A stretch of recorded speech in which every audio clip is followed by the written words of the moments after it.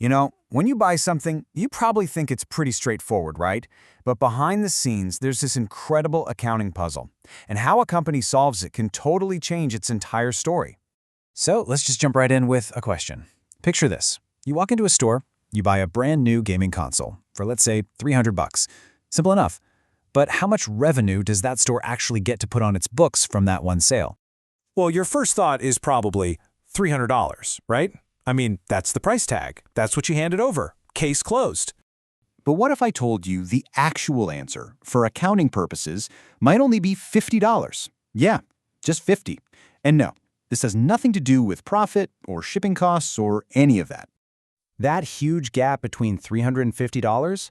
It all comes down to a 5-step accounting framework that decides when a sale really counts. And believe it or not, these rules are like the secret engine of the global economy. They affect everything from stock prices to whether a startup gets funding. Okay, so how on earth do we get from 300 down to 50? Well, we're going to solve this puzzle together. We'll walk through the 5 key steps. First, understanding the puzzle itself. Then we'll define the deal, price the promise, nail the timing, and then we'll peek into the future of what a sale even means. All right, step 1. It all begins here, identifying the contract. Before a company can even whisper the word revenue, they have to prove there's a real, legally binding deal in place. And for a contract to pass muster with an auditor, it's got to clear 2 hurdles. First, it needs what's called commercial substance. Think of it like this. You and a friend make a joke bet and shake on it. You both know it's not serious, right? There's no real economic shift. To an accountant, that has 0 substance. The second hurdle, it has to be probable that the company's actually going to see the money. And why does this even matter? Well, this is what keeps accounting grounded in reality. It's what stops a company from, say, signing a bunch of flimsy handshake deals and then running to a bank saying, "Look at all our future revenue," just to get a loan. It's all about preventing companies from padding their books with ghost deals. But here's a really interesting little quirk. That word probable, it doesn't mean the same thing everywhere. In the US, under GAAP rules, it means there's a really high chance of getting paid. But under the international rules, IFRS, it just means it's more than 50% likely. So you could have a deal with a 60% chance of payment that gets the green light in London but gets shut down in New York. Wild, right? Okay, so we've got a contract, now we're on to step 2. And this is where we have to take that single purchase and, well, unbundle it. We need to identify every single separate promise the company made to the customer. These are called performance obligations. This brings up a super important idea called deferred revenue. The best example is a gym membership. You pay that non-refundable initiation fee up front. The gym has your cash, but they haven't earned it. Not yet. They only earn it bit by bit every day you have access to the gym. Until they've fulfilled that promise, your cash sits on their books as a liability. Basically, they owe you some serious treadmill time. And you see this unbundling everywhere. You buy a John Deere tractor, the standard warranty is just part of the tractor. But that extended warranty they offer you, that's a whole separate promise.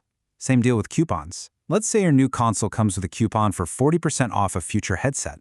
That's not just some throwaway marketing flyer. Oh no, that's a material right, a separate promise the company now has to put on its books.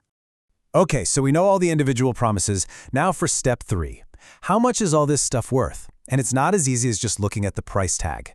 The price can be variable, meaning it could change based on stuff that hasn't even happened yet, like future bonuses or how many people return the product. So to stop companies from just booking wildly optimistic future revenue, there's a rule called the constraint. It's basically a guardrail. You can only book that estimated revenue if you're pretty darn sure you won't have to reverse it later, which is super embarrassing for a company.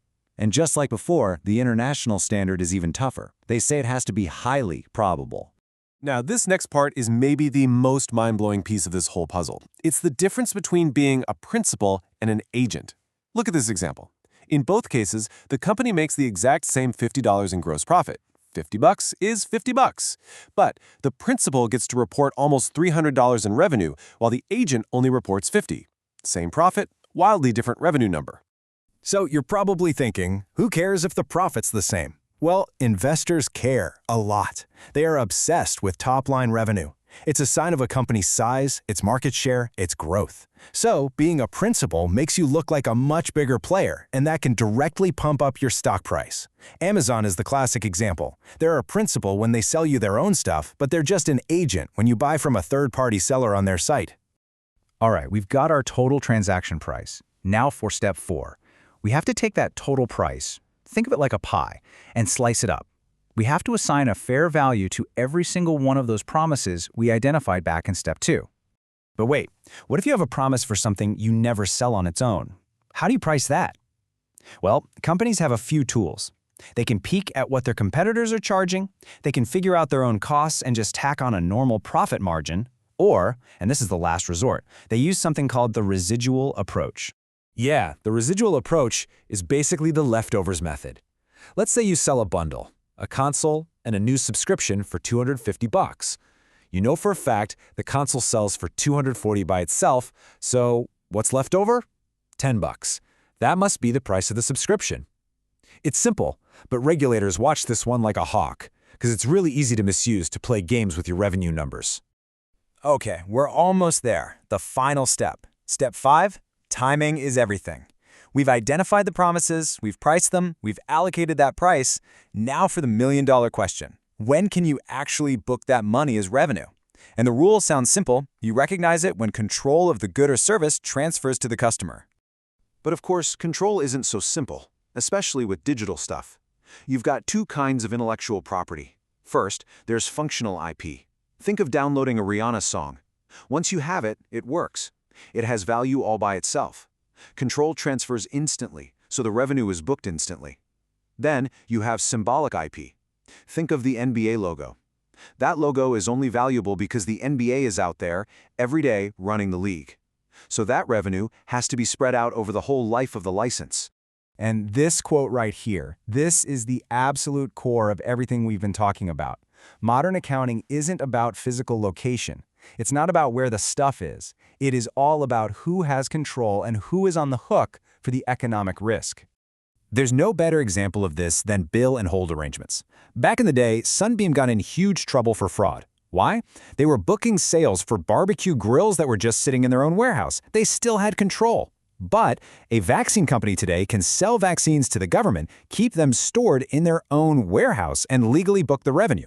Why? Because the government has taken legal control and all the economic risk. The grills and the vaccines are in the same physical spot, but it's a totally different accounting universe. So this whole 5-step framework is the reason companies like Salesforce have these giant things on their balance sheet called contract assets, and why Spotify has massive liabilities for all the subscription money they've got but haven't earned yet. But this all brings us to one last really big question. As our world shifts more and more from physical things to digital subscriptions and AI services, how are these rules going to keep up? I mean, what does delivery even mean when it's not a physical event anymore, but just access to the cloud? It's a huge puzzle that accountants are still figuring out, and honestly, we're all part of that puzzle every single time we click buy.